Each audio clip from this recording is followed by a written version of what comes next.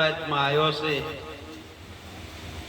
ફરીને 84 માં જો નોંધાવવો હોય તો હમણે આપણે એક બેને ભજન ગાયું હતું કે આત્માને ઓળખ્યા વગર આ લખ 84 નહીં મટે અને મનની અંદર જે ભ્રમણાયું પડે છે આ ભાંગ્યા વગર ભવના ફેરા નથી મટવાના. એટલે આત્મ તત્વ કેવી રીતે છે? આપણા આત્માને જ ઓળખવાની વાતો સંતો કહે છે, બીજે જઈ શેટે જવાનું કહેતા નથી. કે આમાં દેહને કષ્ટી આપવાની કે નાવું ધોવું પૂજા પાઠ ને કરવું જાત્રા એવું કરવા જાવું એવું કશું નથી કહેતા. તમારા હૃદયની અંદર તમારે તપાસ કરવાનું છે કે હું કોણ છું અને ક્યાંથી આવ્યો છું અને આ દેહ છોડીને પછી ક્યાં જવાનું છે. આટલું જ સરનામું આપણે લેવાનું છે. એટલે તો કૃષ્ણ ભગવાન કહે છે કે તમે તમારા મિત્ર છો. જો તમે તમને નહીં ઓળખો, તમારા આત્માને નહીં ઓળખો તો તમે તમારા દુશ્મન છો. આ જ વાતમાં અધોગતિએ લઈ જવા વાળા આપણે પોતે જ છીએ. એટલે પોતે પોતાના મિત્ર છે અને પોતે પોતાના શત્રુ એટલે દુશ્મન છે. કૃષ્ણ ભગવાન તેમાં કહે છે કે આ ક્ષેત્ર છે અને ક્ષેત્રજ્ઞ જે મન ઇન્દ્રિયો બુદ્ધિ ચિત્ત અને અહંકાર જે આ મનની અંદર જે પડ્યું છે આને બરોબર યથાર્થ રીતે જાણી અને સતના માર્ગે વાળે ને ક્ષેત્રજ્ઞ કહેવાય. તો તમે તમારા મિત્ર છો. એટલે તમે તમારા મિત્ર બની જાઓ. આ જ વાત મને અધોગતિએ ન લઈ જવા દેતા. આ મનુષ્ય અવતારની અંદર ભક્તિ થશે, બીજી અવનીમાં એકમાં થશે નહીં. ભેંસું કે ગાયું કે કૂતરા કે કીટ કે પતંગિયા કે જળચરના જીવડા કે પક્ષી 84 લાખ અવની સહીમાં બધા કરતા આ મનુષ્ય અવતાર ભગવાને આપણને આપ્યું છે. આ 84 માં ન જવું હોય તો તમે તમારા આત્માને ઓળખી લો. સંતો આવો પોકાર કરી કરીને કહેશે. વાણી દ્વારા, ધોળ દ્વારા, ઉપનિષદ, ગીતા, મહાભારત, 100 શાસ્ત્ર, 18 પુરાણ, આ બધા શાસ્ત્રની અંદર એક જ વાત કહે છે કે તમે તમારા આત્માને ઓળખી લો. સાચું ધન અને આવડું આસ. મીરાબાઈ કહે છે કે પાયોજી અમને રામ રતન ધન પાયો. આ ખર્ચે ના ફૂટે આને ચોર નો લોટે. પઢત પઢત હે સવાયો. જીમ જીમ આને પઢો એમ સવાયો સવાયો. તમને જ્ઞાન પ્રાપ્ત થાય છે. જેમ જેમ તમે આગળ વધતા જશો એમ તમને ઓર મજા આવતી જશે. એટલે આવો સત્સંગ જેવું, આ ભજન જેવું કોઈ એકય વસ્તુ નથી. અજ્ઞાનને ટાળવું હોય તો સત્સંગ અને ભજન સિવાય ટળતું નથી. એટલે અવસર ભગવાને આપણને બહુ સારો આપ્યો છે. એટલે મીરાબાઈ તેમાં શું કહે છે? સદની તાણું આયુષ ભવજળ તરવાનું. સદની તાણું આયુષ ભવજળ તરવાનું. સદની તાણું આયુષ ભવજળ સજને તાણું આયો છે ભવજળ તરવાનું. અવસર આયો છે સારો ભવજળ તરવાનો યારો. છાયા દિલમાં વિચારો સત્સંગ કરી. અવસર આયો છે સારો ભવજળ તરવાનો યારો. છાયા દિલમાં સત્સંગ કરી. મીરાબાઈ શું કહે છે? ટાણું એટલે આપણા આંગણે કઈક જમ લગન કે પ્રસંગ કે સારું ટાણું આવ્યું હોય એમાં આપણને સારું આ ટાણું મળ્યું છે. મનુષ્ય અવતાર છે એ સારું બહુ ટાણું છે. સદની ટાણું આવ્યું છે ભવજળ તરવાનું. ડાયા જરીક દિલમાં વિચારો અને સત્સંગ જરીક સાંભળે કે સત્સંગ જરાક આવડે તો કરી લો. આ જીવાત્માને ઉદ્ધાર કરી લો. આવું આપણને મીરાબાઈ કહે છે.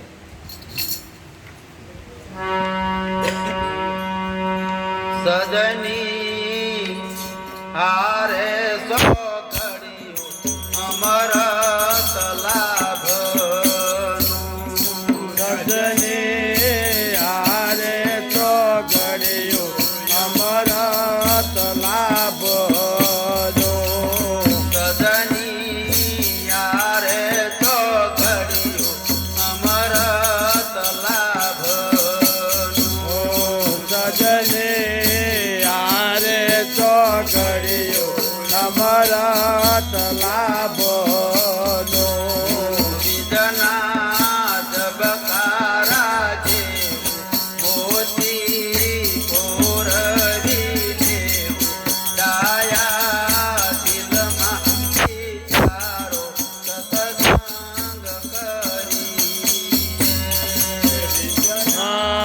જબકારા જેવું મોતી પોરવી લેવું ડાયા દિલમાં વિચારો સત્સંગ કરીએ.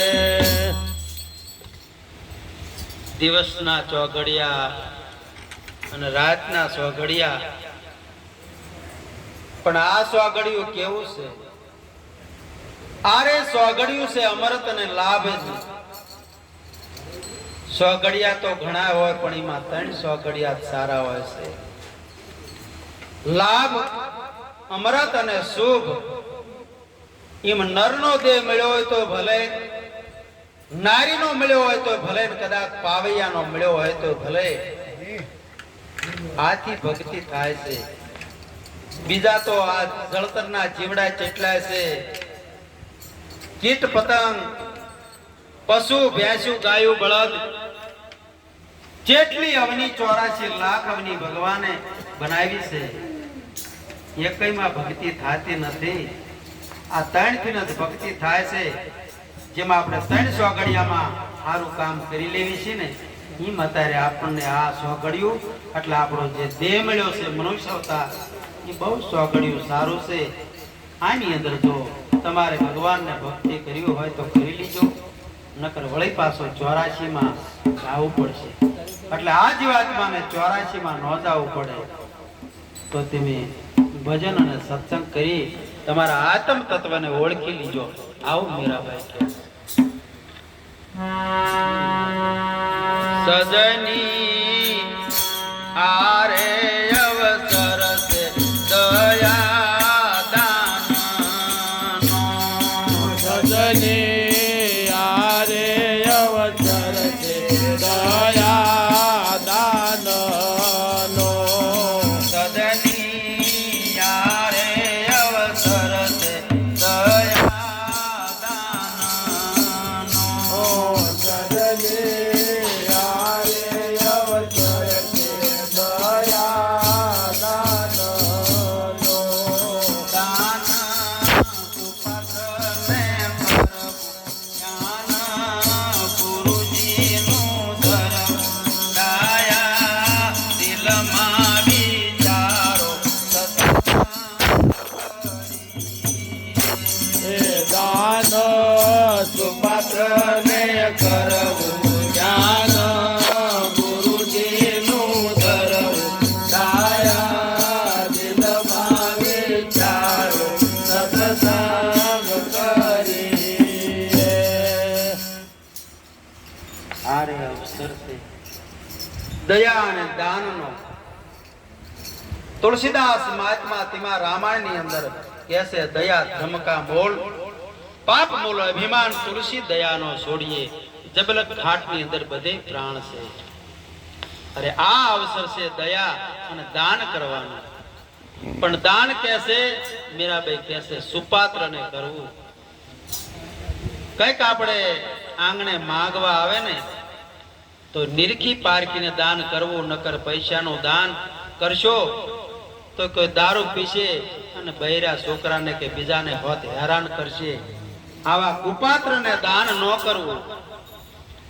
ગંગા સતી હોત એમ કહેશે કે આવી મહાન વસ્તુ જે દાન કરવાની સતની છે ઈ હોત ગંગા સતી એમ કહેશે કે કુપાત્ર આગળ વસ્તુનો વાવીએ સમજીને રહીએ ચૂપ. ભલે ને આવી મોટો ધનનો ઢગલો કરે કે કદાચ ભલે ને હોય મોટો ભૂખ, તો આવી મહામંત્રની વાત ન કહેવી. આવા માણસને પાત્ર હોય તો જ આવી પીરસવી, નકર આવી જ્ઞાનની વાતો આવા કુપાત્ર આગળ નથી કરવાની. સજન પુરુષ આગળ આવી વાતો કરવાની છે, કુપાત્ર આગળ આવી વાતો નથી કરવાની. એટલે આવું મહાદાન, મહામંત્રનું દાન કરવું તો બરોબર માણસ લાયક હોય, બરોબર પાત્ર હોય એને આ વસ્તુ દેવાની છે, બધાને દેવાની નથી. ગંગા સતી કહે છે કે ભલે મોટો કદાચ ધનનો ઢગલો કરી દે આપણે આગળ તોય આવી વસ્તુ દેવાની નથી. અને કદાચ મોટો માથા ભારે ભલે ભૂખ હોય તોય આવી વસ્તુ દેવાની નથી. એટલે સુપાત્ર હોય ને એને આવી વસ્તુ કે દીજો. મીરાબાઈ આવું આપણને કહે છે. સદની ગુરુના પરતાપે મીરાબાઈ બોલી. સદની ગુરુના પરતાપે મીરાબાઈ બોલી. સદની ગુરુના પરતાપે મીરાબાઈ બોલી.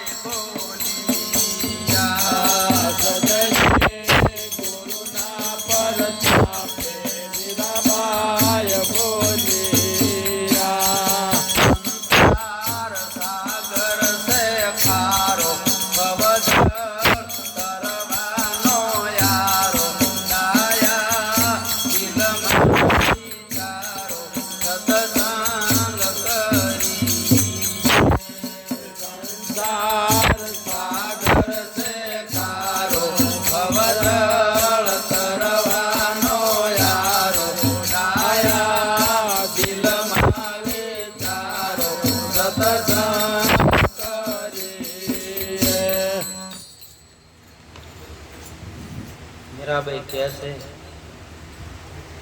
કે સંસાર સાગર ખારો છે, પણ ખારા સમુદ્રની અંદર મીઠી એક વીરડી હોત છે. આ મહાસાગર મોટો છે ને એમાં કહે છે કે વીરડી મીઠી છે. એમ આપણો આ જે સંસાર સાગર છે ને, આપણો મનુષ્ય અવતાર, એમાં મીઠી એક વીરડી છે. બોલો તો અમૃત જેવી વાણી બોલો એટલે બધાને મીઠી લાગે, નકર પરા, પસંતી, મધ્ય અને વેખરી 4 પ્રકારની વાણી છે ઈ માણસને ગમતી નથી. એટલે દરિયાના ખારા પાણી જેવું છે, પણ જે અમૃત જેવી વાણી બોલો તો બધાને સારી લાગે. એટલે સદગુરુની જેને જેને સમજણ લીધી છે એને સ્વભાવ સુધારી દેવાનો છે. બોલવી તો અમૃત જેવી વાણી બોલવાની છે અને સ્વભાવ સારો રાખવાનો છે. ક્રોધ કરીને બોલવાનું નથી. તન કી જાણે મન કી જાણે, જાણે કિતન કી બાત, કાળ બેચારા ક્યાં કરે, इसकी દોરી હે લગામ. તમારા હાથમાં બધી લગામો છે. એટલે અમૃત જેવી વાણી બોલો અને સ્વભાવને સારો સુધારી દો. સ્વભાવ સારો તમારો હશે તો ગામમાં બધારે સારું ભળશે. સ્વભાવ સારો હશે તો કુટુંબ પરિવારમાં સારું ભળશે. સ્વભાવ સારો હશે તો ઘરના બધા સભ્ય હારે સારું ભળશે. સ્વભાવ સારો હશે તો ભાઈઓ હારે, મા બાપને, દીકરા હારે, બધા હારે સારું ભળશે. સ્વભાવ સારો હશે તો બે માણસને સારું ભળશે. ને સ્વભાવ જો નહીં સારો તો લખણા પૂર્ણા હોત થાય છે. આ બધા સ્વભાવના કારણ છે. એટલે સ્વભાવને સુધારી દેવાનો સંતો કહે છે. આવી અમૃત જેવી વાણી બોલો. ઊંચા સ્વારે હમણે આપણે રઘાભાઈએ સવારામની વાણી બોલ્યા હતા કે મોક્ષ વર્તીના માનવીને તમે ઓળખી લ્યો.